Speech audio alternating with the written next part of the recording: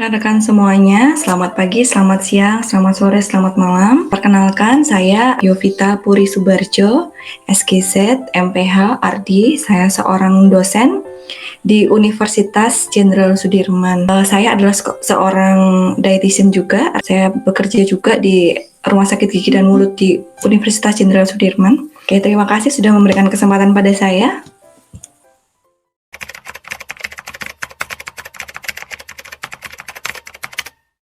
Pertanyaannya sangat menarik ya, terkait dengan produk gluten free yang pertama dan digabungkan ya dengan kasein free. Dalam bahasa sederhananya, gluten free atau kasein free itu artinya mengeliminasi konten yang mengandung gluten dan kasein. Pertanyaannya, gluten dan kasein itu kenapa sih sampai bisa muncul produk dengan label yang free? Karena pada beberapa penelitian terdahulu muncul beberapa efek ya, seperti celiac disease, kemudian gangguan pencernaan pada anak-anak dengan ASD, autism ya, autism spectrum disorder. Nah, pada anak-anak dengan autis itu mereka akan mengalami beberapa gangguan perilaku atau komunikasi ketika mereka mengkonsumsi berbagai macam makanan dengan kandungan yang relatif ke arah gluten atau kasein.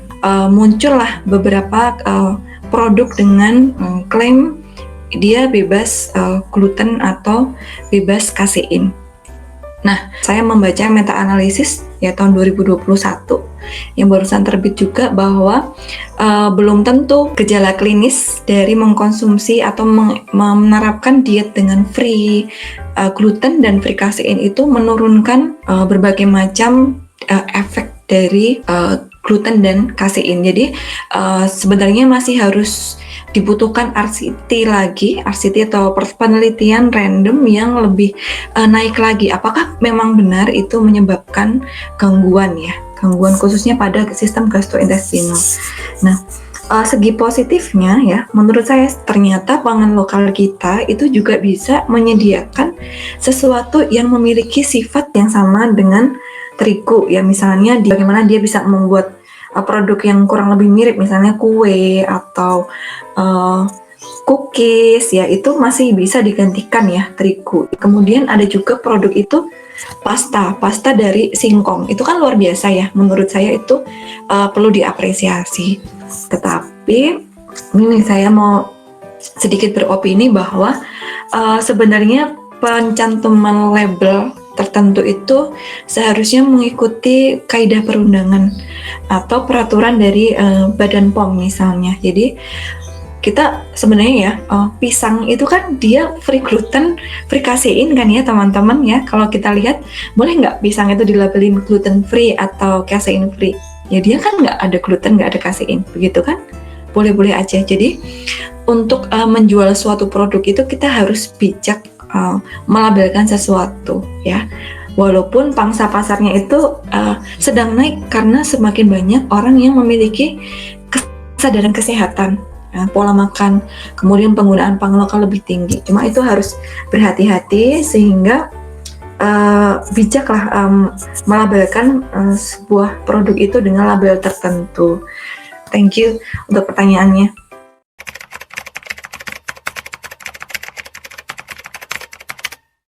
Nah, ini pertanyaan juga mungkin sedikit nyambung dengan yang pertanyaan pertama tadi ya, tentang produk yang bisa mensubstitusi tepung terigu yang paling banyak digunakan oleh masyarakat kita. Jadi ini adalah salah satu produk Indonesia yang sedang naik daun. Kalau kita ketikkan mocaf, maka resep yang muncul itu sudah ratusan.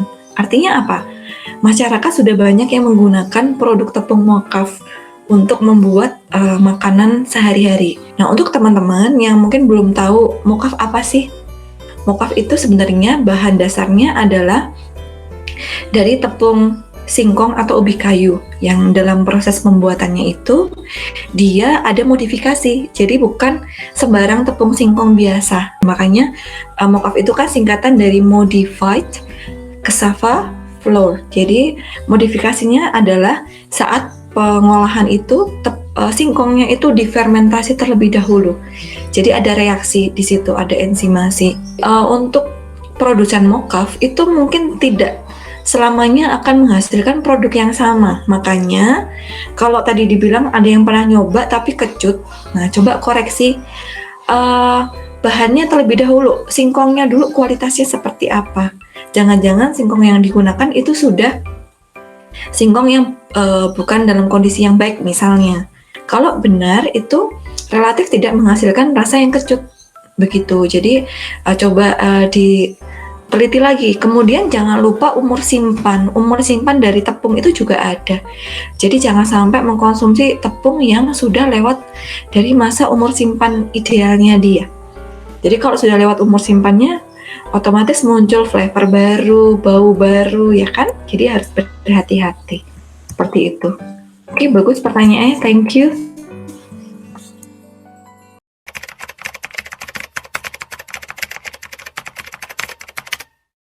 Nah, saya disclaimer dulu bahwa ini tidak selalu kejadian pada setiap orang. Artinya, satu orang dan orang lain itu pasti akan berbeda. Jadi, saya menjawab untuk kasus yang ditanyakan ini ya. Saya sebut saja mungkin Kak Mawar. Kak Mawar ini sudah puasa, beratnya turun misalnya 1 atau 2 kilogram.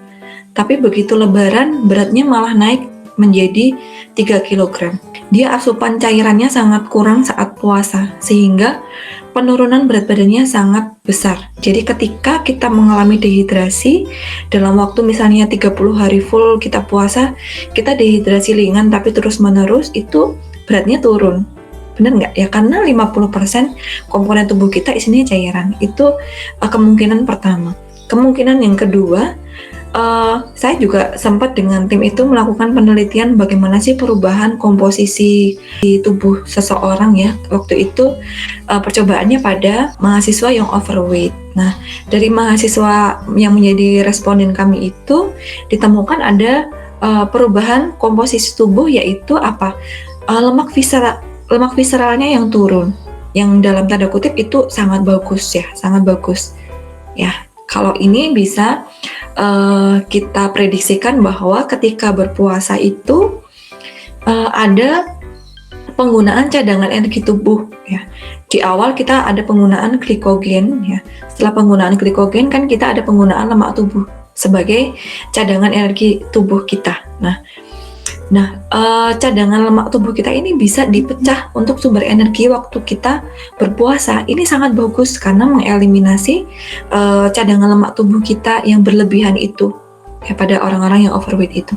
Sangat bagus ya. Jadi penurunan itu bisa dari penurunan massa lemak. Nah, bagaimana dengan massa otot? Beberapa riset itu menyebutkan bahwa massa otot itu tidak terganggu alias tidak berubah. Artinya bagus ya, jadi dengan puasa itu tidak mengeliminasi massa otot seseorang, seperti itu. Nah, berarti concernnya adalah pada cairan dan juga lemak ya, yang turun itu, kemungkinan besar adalah di situ. Nah, kenapa sih kok habis puasa selesai, kemudian lebaran naik drastis? Saya sebutkan beberapa kemungkinan. Pola makan masyarakat Indonesia waktu lebaran itu jauh berbeda. Bisa dikatakan lebaran itu adalah momen yang sangat spesial di mana keluarga berkumpul dan kita keluarga itu menghidangkan aneka ragam makanan. Itu adalah makanan yang tinggi energi ya, tinggi gula, tinggi lemak, karakternya seperti itu karena itu yang dipersiapkan. Makanya kenapa sih kok naik banget? Ya itulah, mungkin teman-teman bisa jawab sendiri kenapa bisa naik. It's okay, nanti kita bisa kembali lagi kok. Oke, thank you pertanyaannya.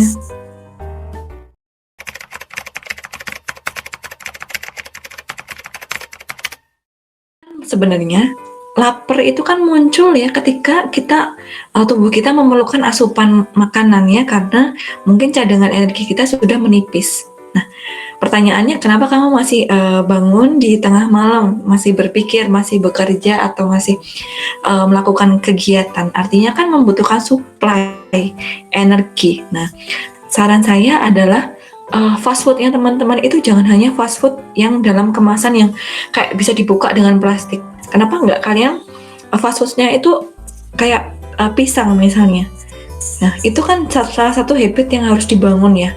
Jadi kalau belanja itu juga jangan hanya belanjanya ke minimarket yang menyediakan makanan yang siap konsumsi yang gulanya tinggi, lemaknya tinggi, natriumnya tinggi, penuh dengan bahan pengawet misalnya, tetapi juga belanja buah-buahan yang bisa tahan lama ya. Coba teman-teman selagi menjadi mahasiswa gizi juga belajar menyediakan snack-snack yang kalian tambahkan atau substitusi ya dengan konten yang kalau misalnya kue ya kue dengan indeks glikemik yang lebih turun. Caranya dengan menambahkan konten seperti protein atau serat kayak gitu ya. Saran saya lagi adalah lebih baik tidak usah begadang kalau tidak ada gunanya, seperti lagu kayak gitu ya. Oke, dimanapun teman-teman berada, menjadi sehat itu sebenarnya bukan pekerjaan yang sulit ataupun pekerjaan yang mudah, tetapi kita bisa menanamkan dalam diri kita. Ketika kita sehat itu adalah investasi untuk kita hari ini dan kita esok. Oleh karena itu, kita harus memasukkan kesadaran kita, ilmu pengetahuan kita untuk senantiasa kembali ke jalan yang lebih sehat. Oke, kita sama-sama menjadi sehat bareng-bareng. Semoga apa yang saya bagikan hari ini bermanfaat untuk kita semua, dan mohon maaf apabila ada kesalahan yang saya ucapkan, semoga bisa dikoreksi dan menjadi masukan bagi saya. Oke, sekian dan terima kasih.